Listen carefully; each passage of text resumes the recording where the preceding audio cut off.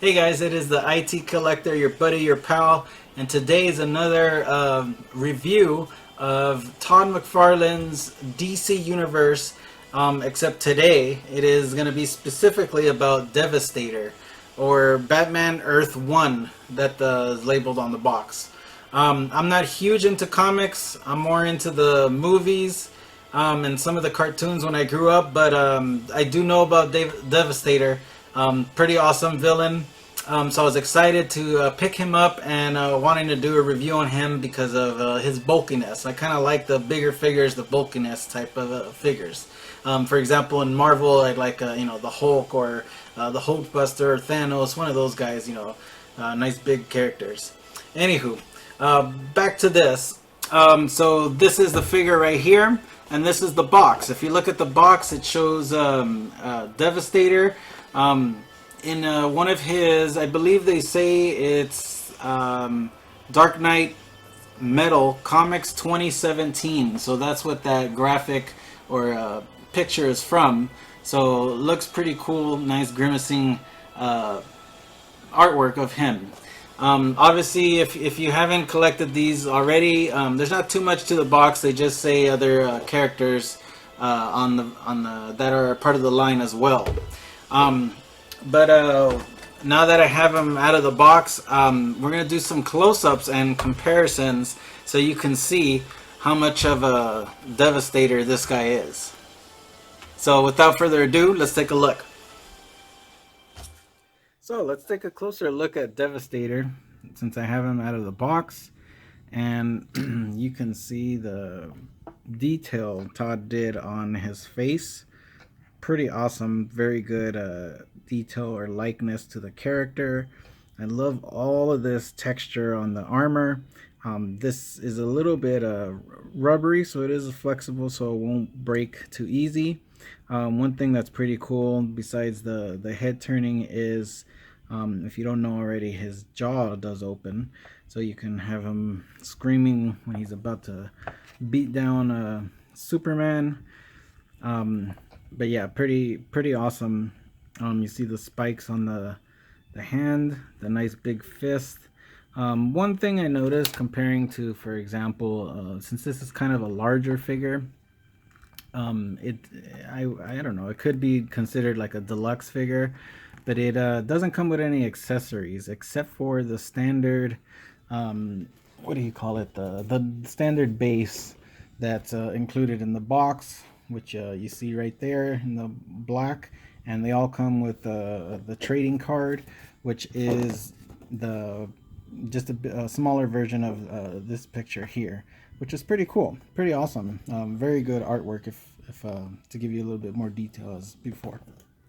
So that's that. The back, as you can, it continues with the nice detail. You see they're not cloth shorts or anything like that. And then you see the nice size of his foot. You see the articulation on his foot there is pretty good. All of this is standard articulation, the chest, the stomach. He, as opposed to Darkseid back there, has a decent or normal looking waist, so that's not an issue there. He does, I feel he's pretty sturdy. He does stand pretty well. Forgot to mention Darkseid back there kind of struggled. But yeah, that's how he is. And let's do a little bit of a size comparison with him and a couple of the other action figures. For example, I have Superman, because obviously you're gonna have them fight, right? So here he is right in front of him. So he's about an inch shorter, which means since these are 7-inch figures, this guy is around 8 inches tall, at least to the top of the spikes there. And of course, Superman is a little bit more than 7 inches, probably because of his nice Elvis hair there. But yeah, so you can see the size comparison. And look at them right there where they're squared up, ready to fight. And we can do a little bit of a back-to-back comparison right there. Darkseid is really hard to keep standing, so I'll leave him there in the background. But here is Steppenwolf. He is same size as Darkseid, pretty give or take, I don't know, half an inch or less. But there you are back to back, so you can see how these other two figures are ginormous.